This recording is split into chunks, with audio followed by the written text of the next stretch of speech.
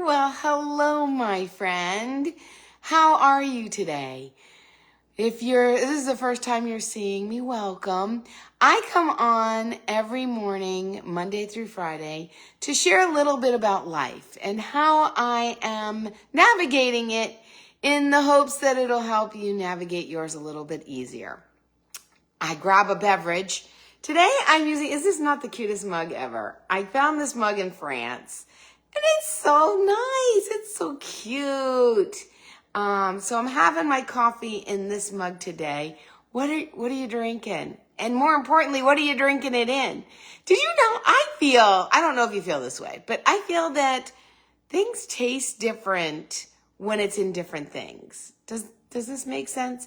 So in other words, when I just drink water out of a plastic cup, it tastes different than if I put it in a wine glass, right? Or a champagne flute or a margarita glass. It's not like it tastes like a margarita, like wine or anything else. It just, I don't know. It just makes me, I guess I feel different drinking from a different type of glass. So today I felt like this. I don't know. Flamingo. Relaxed. Chilling. Today was supposed to be a chill day where I just literally did a sauna, read, crocheted, chatted with some friends, and it has blossomed into some more things than that. So, got to go to a grocery store, and there's a couple of other things that I added to my list of things today, but it's not packed. It's not packed. In my effort to adjust to a new way of life where I'm not go 24/7, that I build in times to just be, right? I have enough in my day that I'm not bored, but I have not too much that it stresses me out. And this is a new way of living for me. I'm in like a constant state of stress typically. Run. How am I going to get everything done? Who do I need to call? Who do I need to follow up? Like the whole 9 yards. And, yeah, this is a new way to be for me. And, even in attempting to be have days that are less full, strangely, my days still have stuff in them. So that's a good thing. I'm not complaining. I think that it's very interesting. And one thing that I wanted to share is that for a long time, I actually felt lost, like literally lost. I was unsure what I was doing, how I was doing it, where I was going with it, what the next thing was happening for me, and I felt lost. And I realized that I wasn't lost. I was just done being who I was, and I was becoming who I am. Does that make sense? You're changing. For me, I was changing to the next best version of myself. So I wasn't lost. I was just done with being that version. And I was in transition. And that made me feel unfocused and not sure. And, now that I'm out the other side, decisions have been made. I feel not so lost, frankly. And so if you're somebody or you know of somebody that feels lost, let them know they're not lost. They're just in the process of becoming their next best version. That the version of who they are no longer serves them and they're on their journey to becoming the next best version. It's a neat perspective change, I think, and not focus so bad on, I don't know where I'm going. I don't know what I'm doing. I don't know what's next. And then realizing that I'm not really lost. I just need to take a breath and relax and allow my journey to take me to the next step, the next version, the next chapter. And hopefully that helps you or somebody you know that might need that. Yeah, it's a very interesting, life's transitions are, for me, have not been smooth, have been bumpy, have been difficult. Learning and letting go. And in the process of opening a new chapter and becoming the next best version of myself, I realized something else. And I realized that no amount of guilt is going to change my past. And no amount of anxiety is going to change my future. And so letting go of the guilt and the anxiety has allowed me to take a breath and just trust, believe, stop doubting in what's next and just allowing for it. Is it comfortable? No, it's not comfortable. I'm not going to bullshit you. It is not comfortable. It is not familiar. Am I anxious? I have been. I've shared that with you. I was super anxious and super scared and of retiring, of what that meant, of what my life would look like. With all those things that go on in my head on repeat, putting someone out to pasture.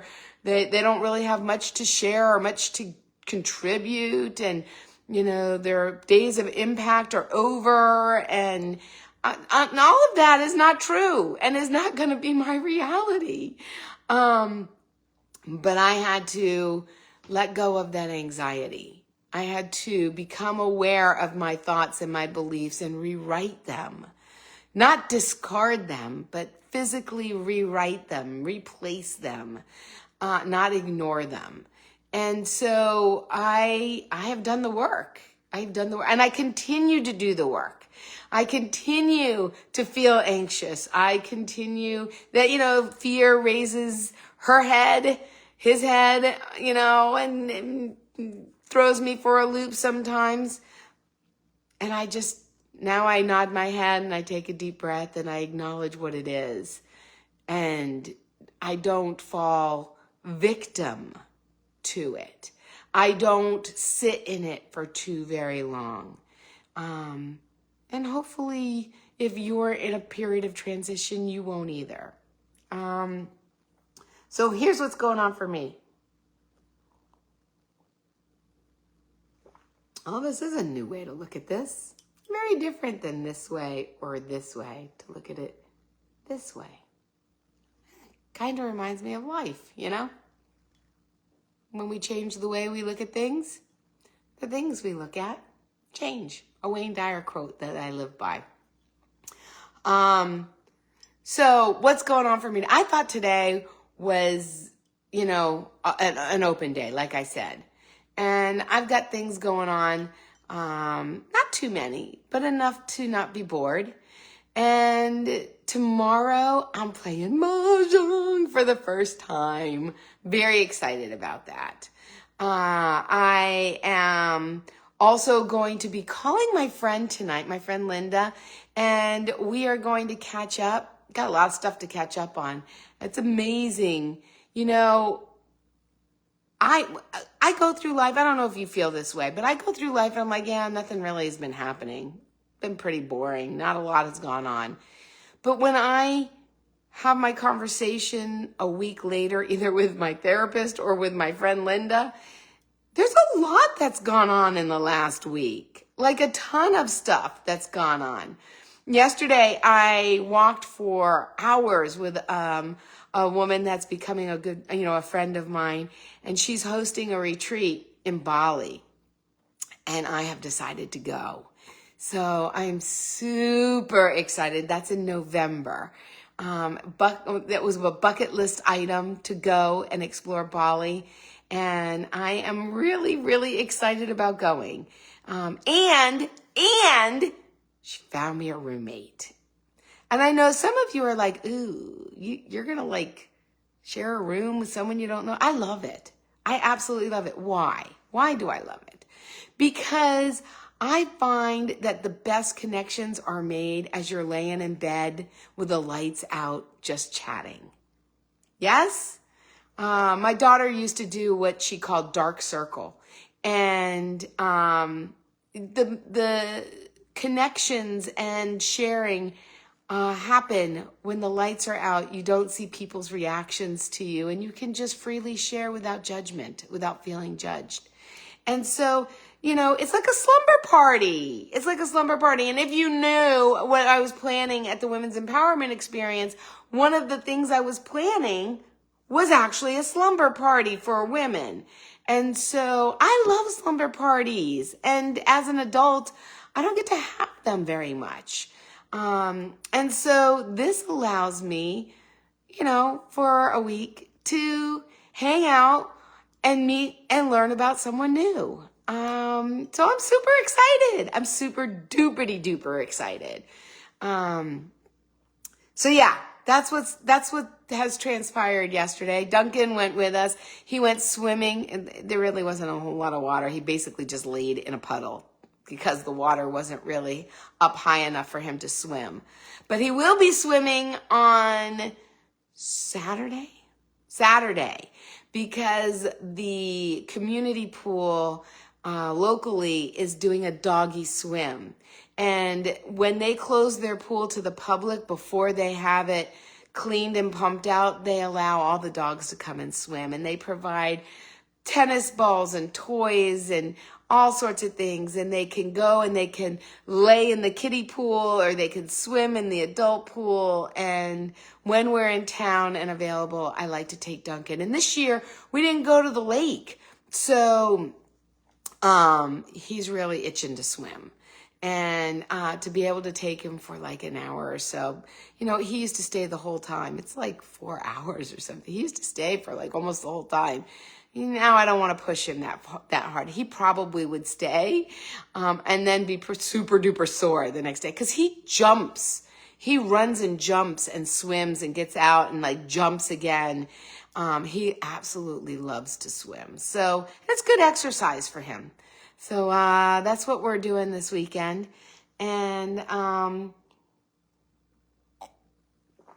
let's see, what else do I have on the docket? So I was saying, a lot happens in a week. And when I actually go through my days, I realize just how much has transpired. So much that, I feel like it happened so long ago. And some of it just happened on Friday. So it hasn't even been a week.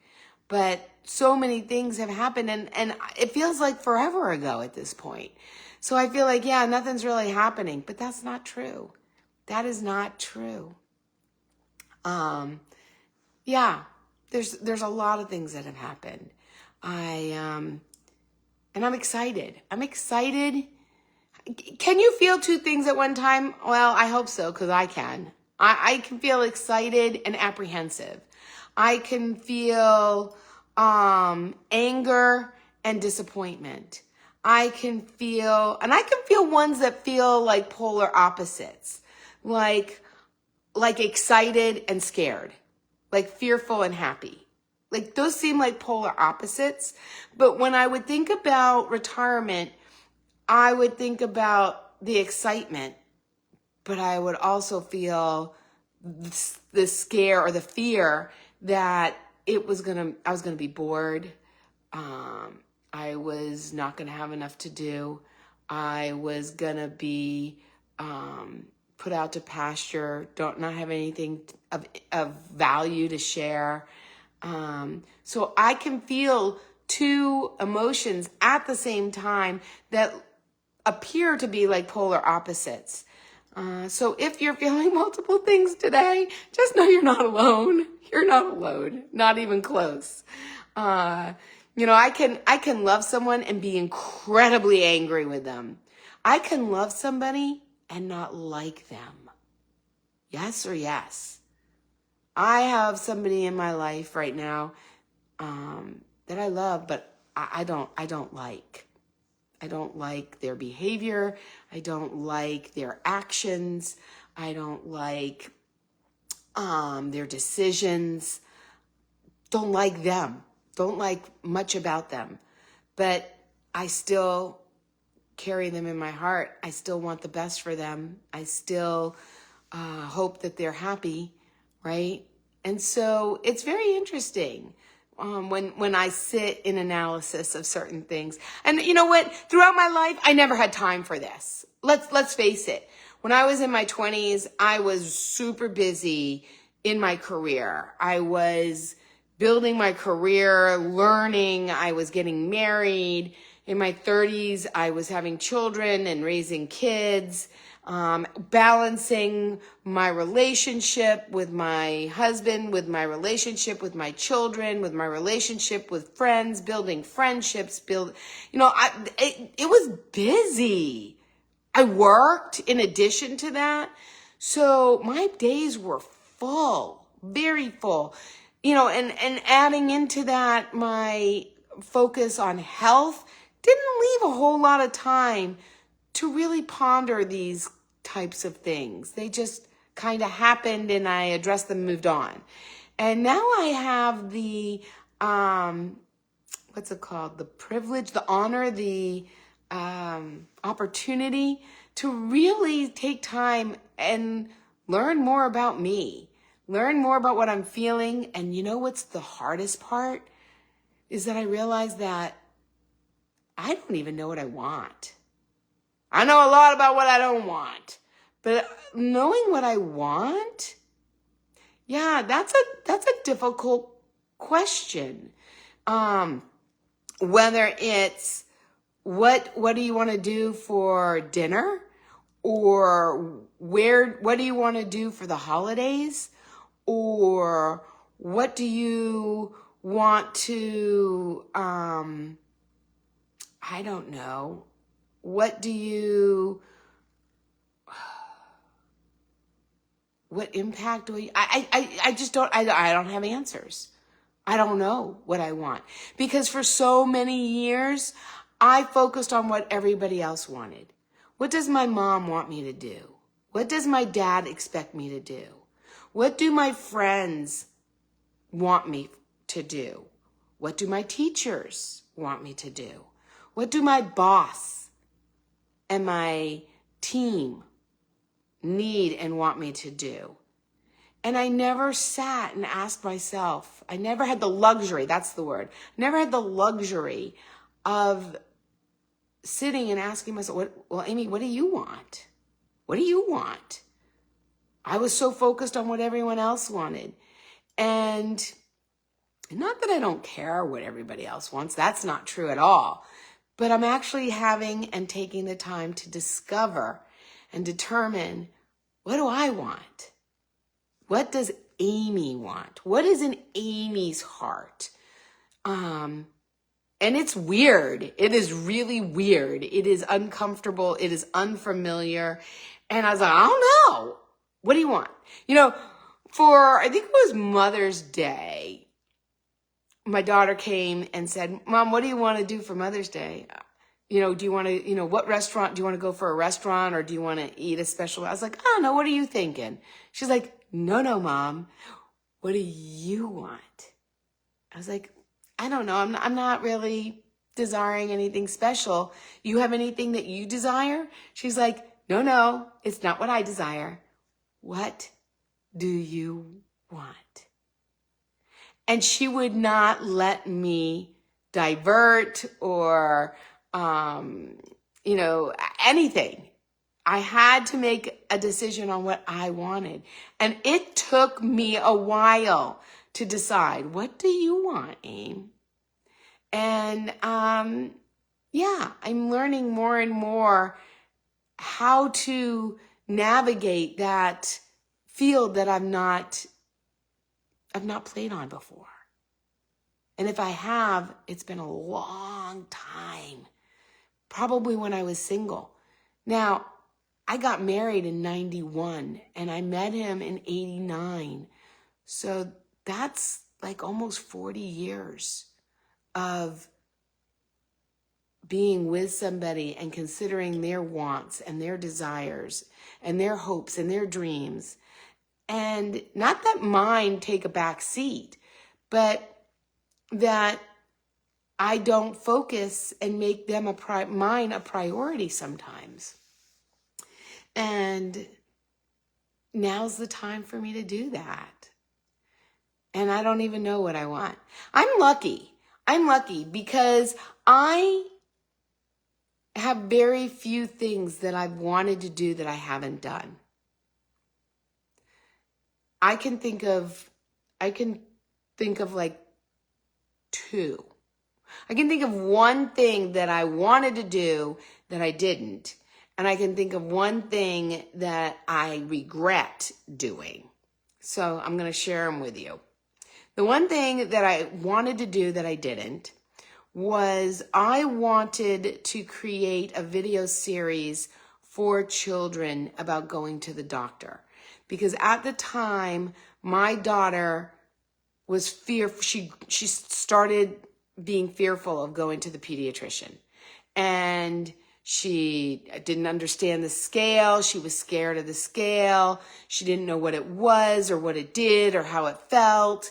And she wasn't sure of the paper on the table. She wasn't sure of the stethoscope all of a sudden. Like, what is that? What does it do? Is that going to hurt? And I wanted to create something to show her. If she felt that way, there must be other children that felt that way. And I wanted to do a video about going to the doctor. At the time, there were videos, there were VHS videos, because that's what was available back then. There were no DVDs, there was no streaming, but we did have VHS videos. And there were some about going to the hospital that like Mr. Rogers had done, but not ones going to the doctor. And I thought that would be a really good video to do. And I didn't know the first thing about where to go or how to get it done. And my doctor said that I could use his doctor's office to film it, but I didn't do it. And I actually have a friend that I had at that point who's a videographer who does all sorts of corporate videos. He does commercials. He does all kinds of things. So it wasn't that I didn't. So I'm not really sure why I didn't do it. I don't know if it was that I didn't feel like I had the support or that I was told that was a waste of time, and I just let it go. I regret doing that. I do. I regret doing that. All the other thoughts, ideas that I have actually acted on. Everything from creating a product for the women's restroom that I created called PonPax, to producing a TV show.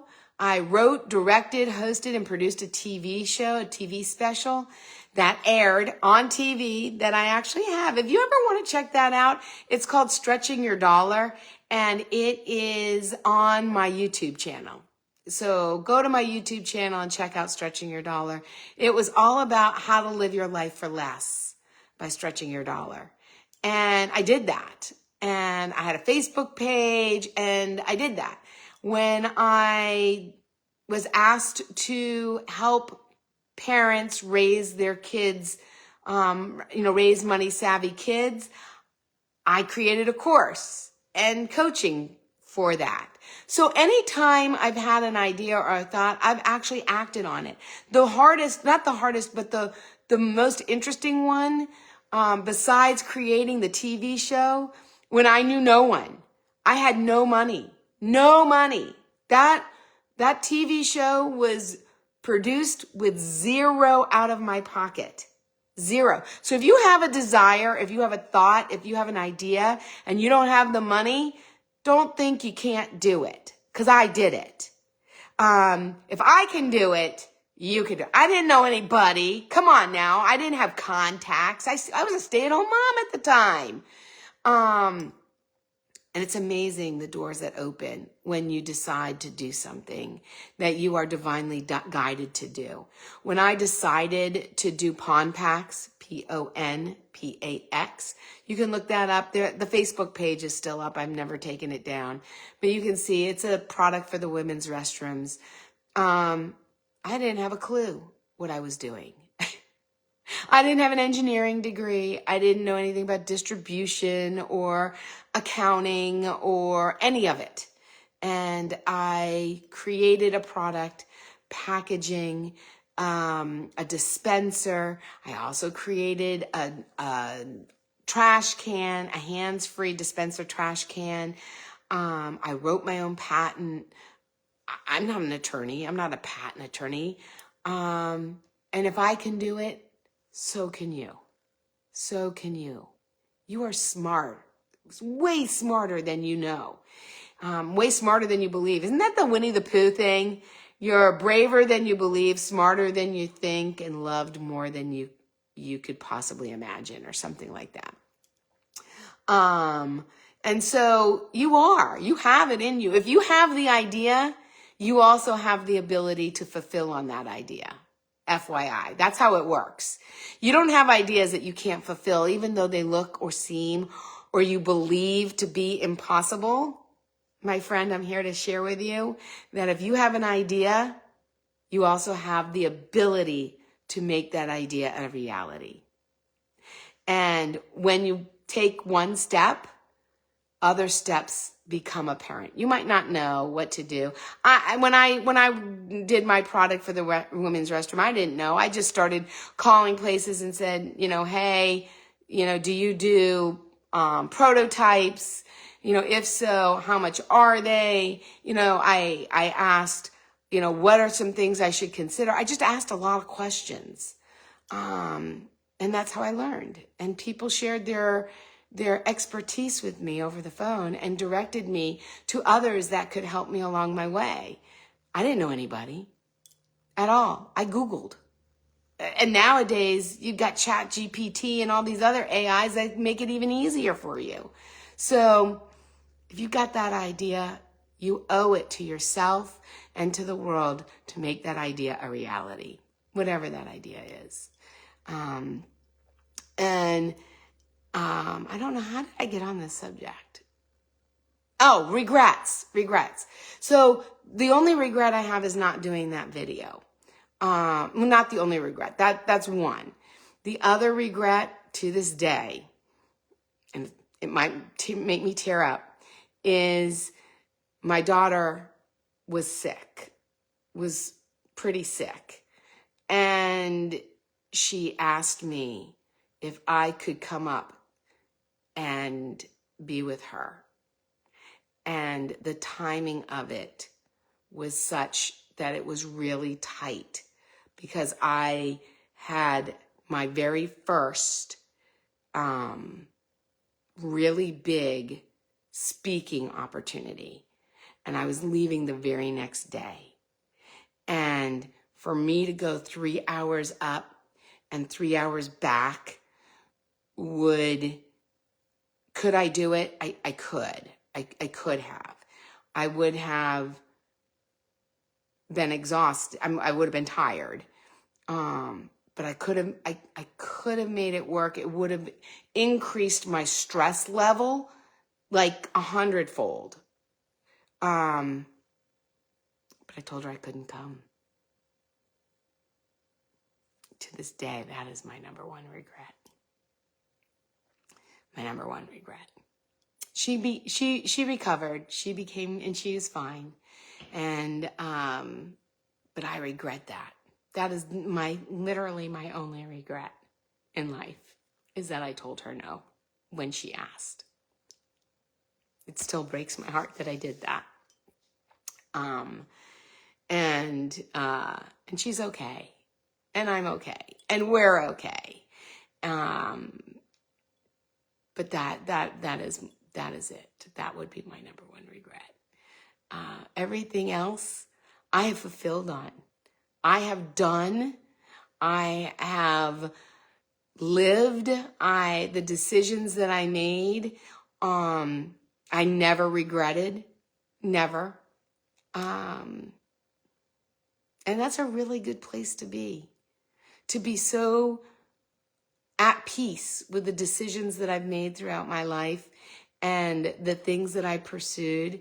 I wrote a book. I had a book in me. I wrote a book. It actually is a book that I wrote for my daughters. Because here's the story behind the book, in case you were like, what? I didn't even know you wrote a book. I actually have two. I have a 90-day life-changing planner where you can change your life in just 10 minutes a day. 10 minutes. And it has everything in it. It's like an organizer. It has inspiration. It has gratitude practice. It has vision board exercise. It has evaluations. It has tools. It has my Flip It tool. It has a lot of things in there. But before I did that one, I did a book for my daughters. And what happened was I woke up one day from a nightmare that I had died and I wasn't around to leave the knowledge and things that I wanted to make sure my girls knew. So I felt pulled to start writing all those things down that I wanted to make sure they knew. That it was a reminder in case they ever forgot. And so I wrote down for an entire year, I wrote things down, just little things like this too shall pass, or happiness is only found within, or a leopard doesn't change its spots, or when life gives you lemons, make lemonade, right? Little things. And I wasn't sure what I was going to do with it. If I was just going to type it out on the computer back then and just print it out and put a staple and a ribbon in it and hand it to them. But what I found was I had photos that accompanied and really exemplified the things that I was sharing. So I added the photos to the items that I wanted to share. And then I was like, you know what? I'd really like to make this like a real book.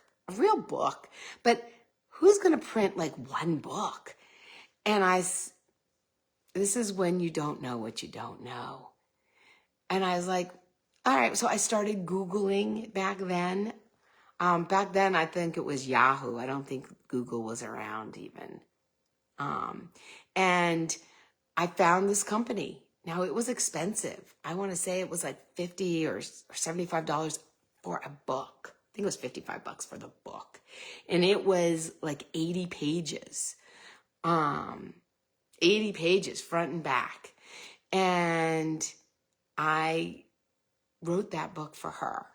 And when I started public speaking, and I gave it to her when she graduated high school, I gave it to her. And then I revamped it to give to my younger daughter. And then when my nieces graduated, I gave it to them. I revamped it a little bit, changed some of the photos, made it more personal, and gave it to them. And when I became a public speaker, I realized I didn't have anything to give anybody at the end of my talks. And then I realized, I do. I have that book. And I can just revise it a little bit, and I can give them the book.